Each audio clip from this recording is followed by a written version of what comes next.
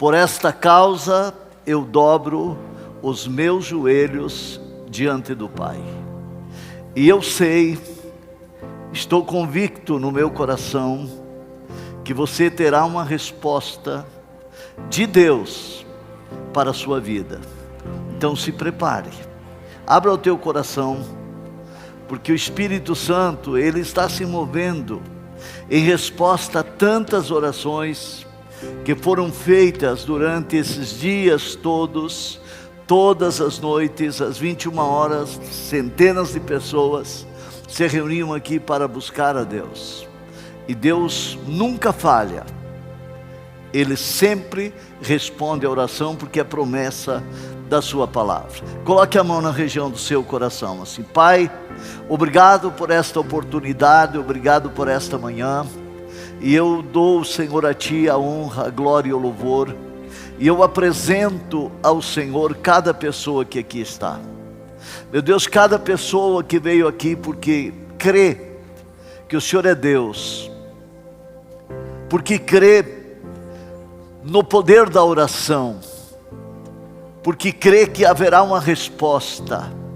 Nós estamos inteiramente em Tuas mãos.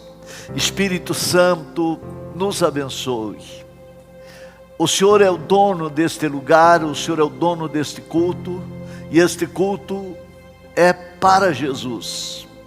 Abençoe cada vida, iluminando o coração, abrindo o entendimento de cada um para compreender a Tua palavra, e que o Senhor possa tocar em cada vida livremente, abençoando a todos em nome de Jesus. Podem se assentar. E eu quero fazer uma breve reflexão. O versículo que nós temos é a base dali, é Efésios 3, 14. Olha o que Paulo fala: por esta razão ajoelho-me diante do Pai. E ele está fazendo isso, usando essa expressão que indica uma sequência de uma ideia que foi interrompida. Vamos ver o versículo 1 do capítulo 3 de Efésios. Olha no versículo 1, ele diz: por esta razão, eu, Paulo, sou prisioneiro de Cristo Jesus, por amor de vocês, gentios. Ele estava preso em Roma. Ele foi levado para Roma como prisioneiro, por um motivo: pela pregação do Evangelho. E no versículo 14, ele expressa dizendo: por esta razão eu dobro meus joelhos diante do Pai. Ele estava vivendo um momento difícil, mas ele tinha uma razão, e a razão era que o Evangelho tinha que ser divulgado. O Evangelho tinha que chegar às pessoas. A boa notícia de que Jesus está vivo, de que Jesus responde à oração, de que Ele salva, que Ele perdoa, que Ele cura, que Ele liberta. E Paulo tinha uma razão, e ele dizia: é por essa razão, eu estou preso aqui, mas eu dobro os meus joelhos diante do Pai, para que outros continuem fazendo isto. Era um momento muito difícil. E eu digo, nós estamos vivendo um momento difícil em todo o mundo.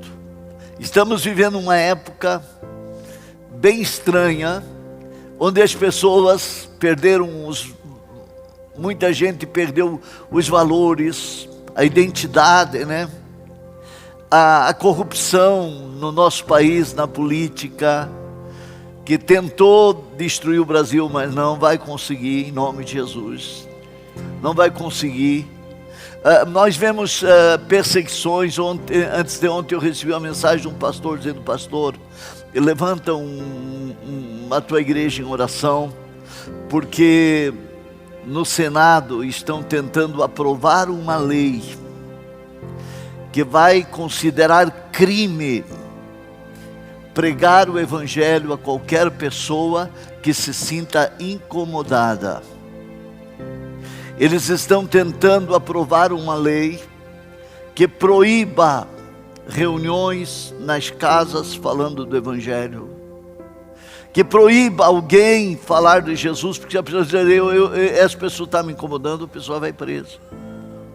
Ele diz, é um tempo, e realmente é um tempo bem, muito difícil, onde eu fazia uma comparação do tempo que eu era jovem, criança, e o tempo de hoje.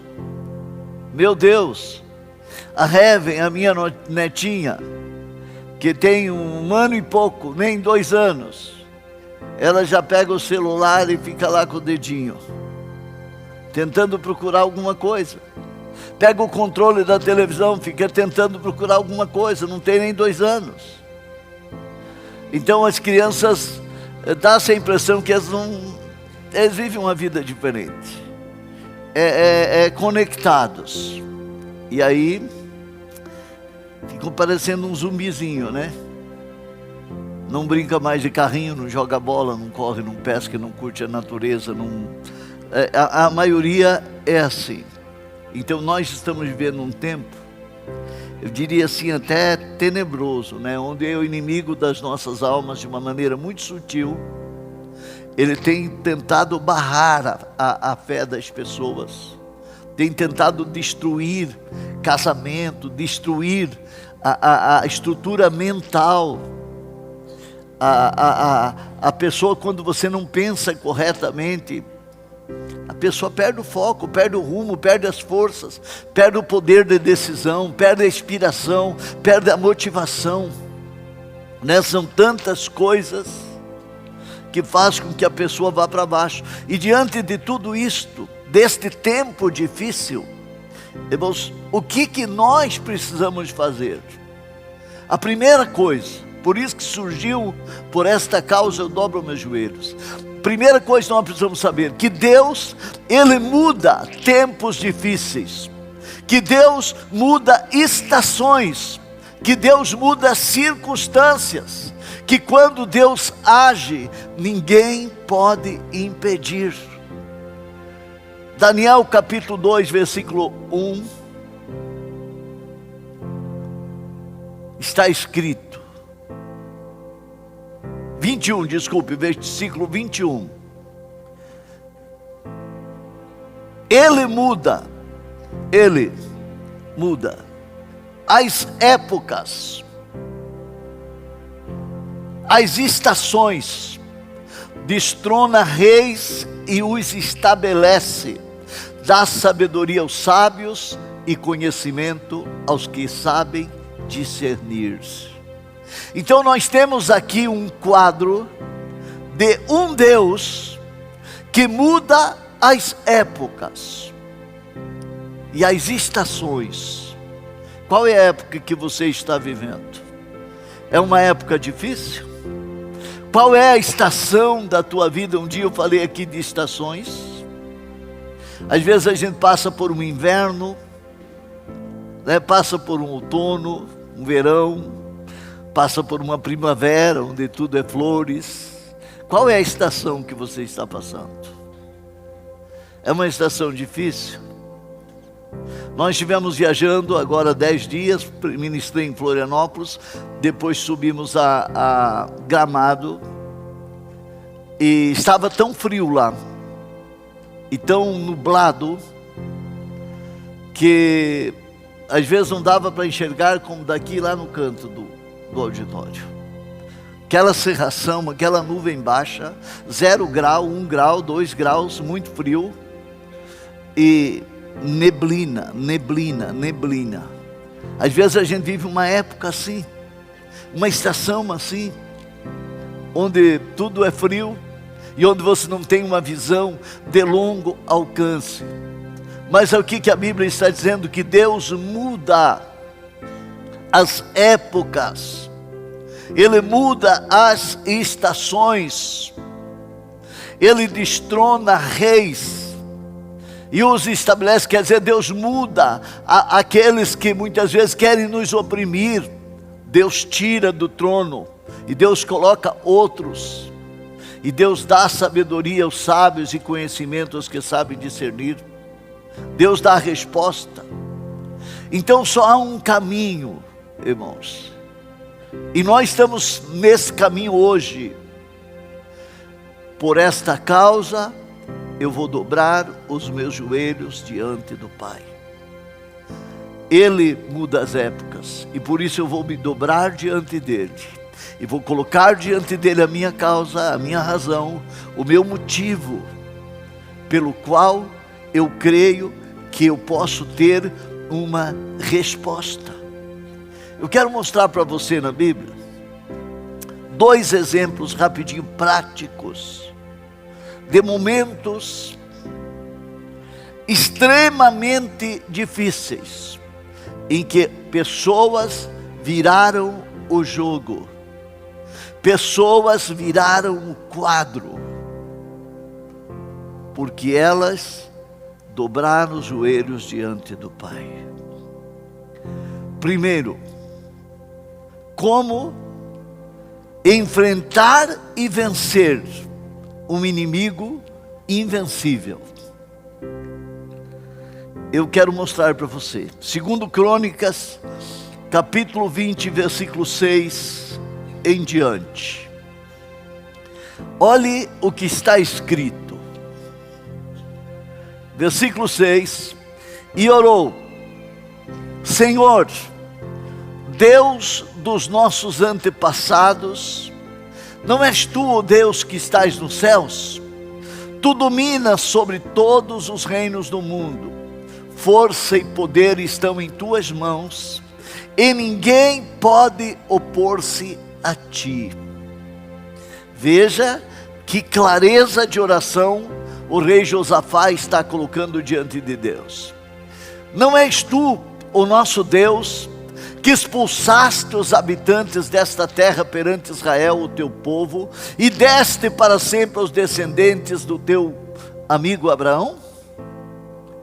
Eles têm habitado e nela construíram um santuário em honra ao teu nome, dizendo: se alguma desgraça nos atingir, seja o castigo da espada, seja peste, seja fome, nós nos colocaremos em tua presença diante deste templo, pois ele leva o teu nome, e clamaremos a ti em nossa angústia, e tu nos ouvirás e nos salvarás. Mas agora, aí estão os amonitas, os moabitas, os habitantes dos montes de Seir, cujo território não permitiste que Israel invadisse, quando vinha do Egito. Por isso os israelitas se desviaram deles e não os destruíram.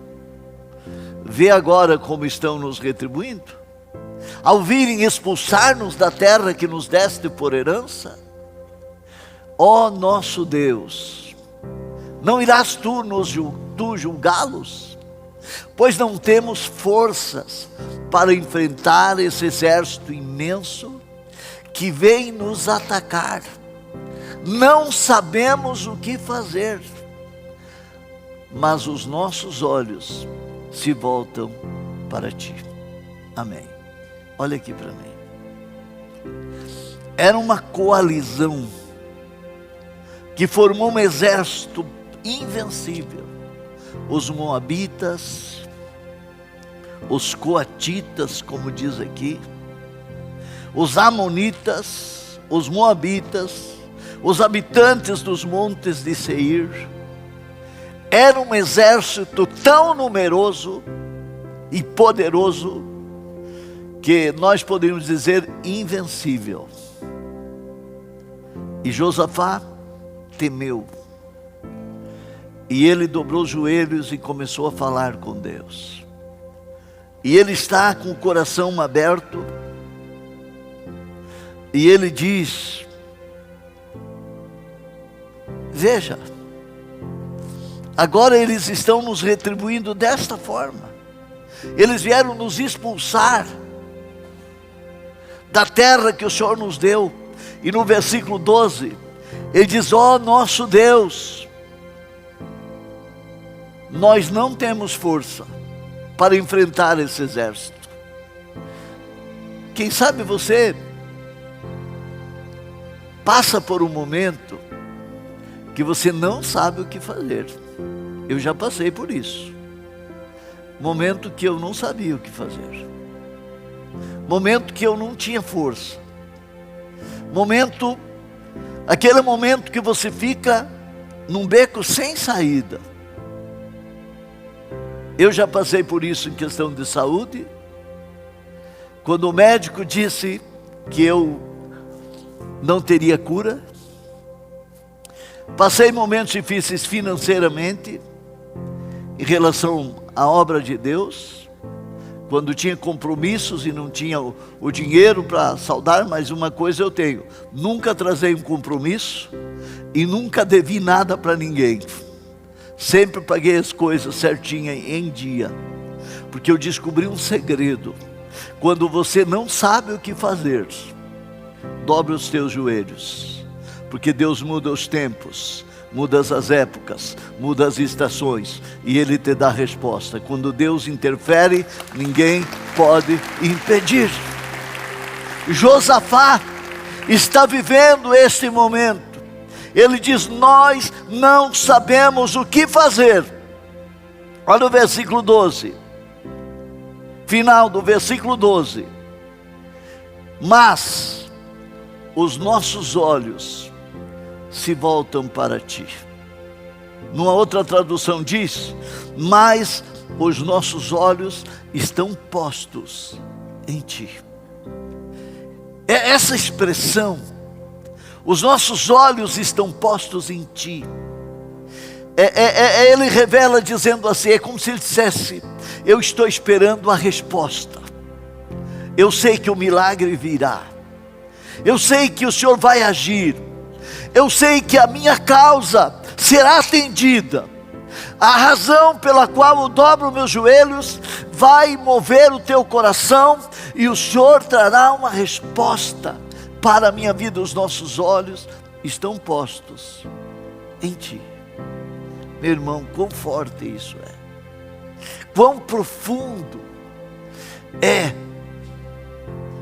esse exemplo de Josafá. Quão poderoso é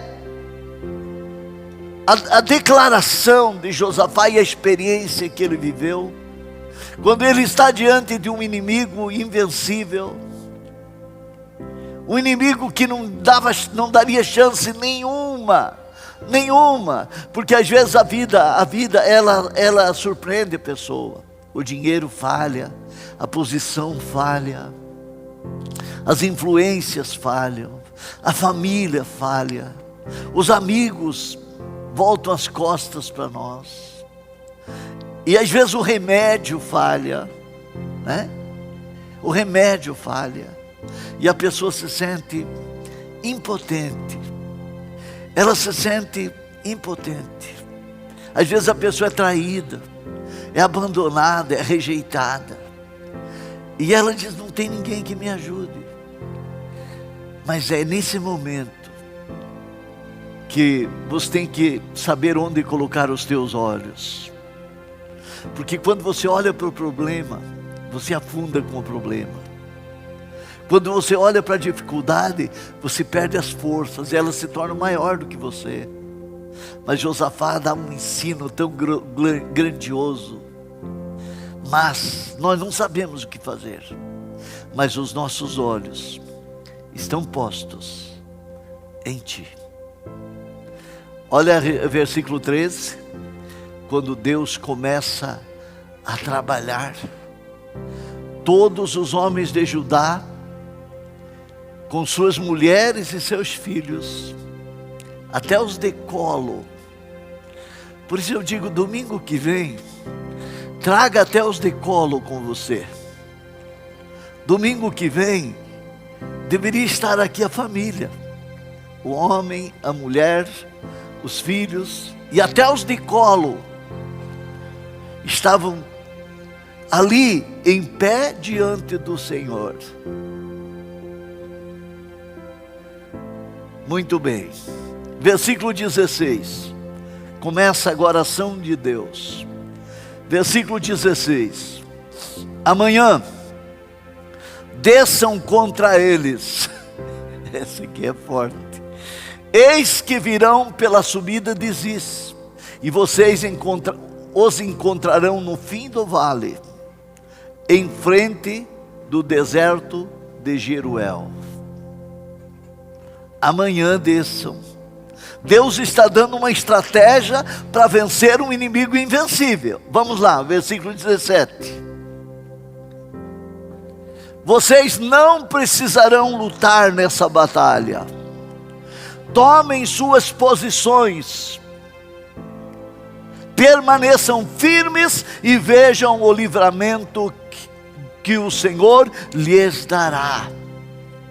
Judá, ó Judá, ó Jerusalém, não tenham medo, nem desanimem, não saiam para enfrentá-los amanhã, e o Senhor estará com vocês. Olhem, gente, olhem aqui para mim. Eu estou falando aqui de experiências que eu vivi muitas vezes. Vocês não precisarão lutar nessa batalha. Tomem suas posições e permaneçam firmes, e vejam o livramento que o Senhor lhes dará. Tomem suas posições. Você tem tomado uma posição de fé? Talvez você está aqui pela primeira vez, pela segunda vez, não importa. Eu quero que você se sinta aqui como um filho, como uma filha, na casa do Pai. Eu quero que você se sinta aqui com o coração aberto para receber uma mudança e receber uma orientação que vai te levar a vencer um inimigo invencível que de repente tenha desafiado você. Às vezes você não sabe o que fazer, mas Deus está dizendo: desçam, vão por esse caminho, não tenham medo, vocês não vão precisar lutar. A causa de vocês já está nas minhas mãos. Eu já tomei a causa de vocês nas minhas mãos. Só tomem uma posição. Fiquem firmes. Fiquem firmes, tomem uma posição.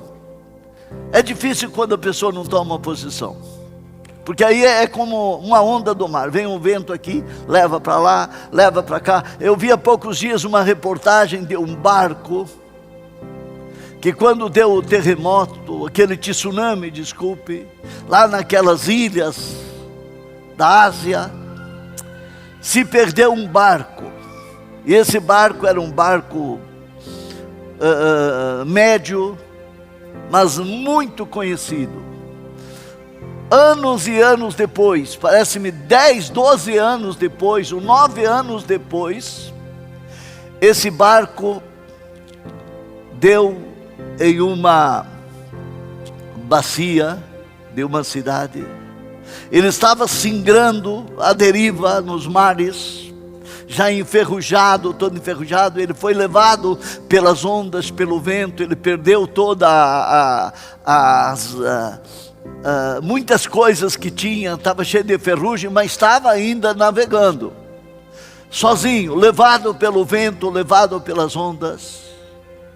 Porque quando você não tem a âncora, que você não fica firme, porque Deus diz: toma uma posição e fique firme, porque se você vai ver o livramento que eu vou dar, eu vou responder a tua oração e eu vou te abençoar.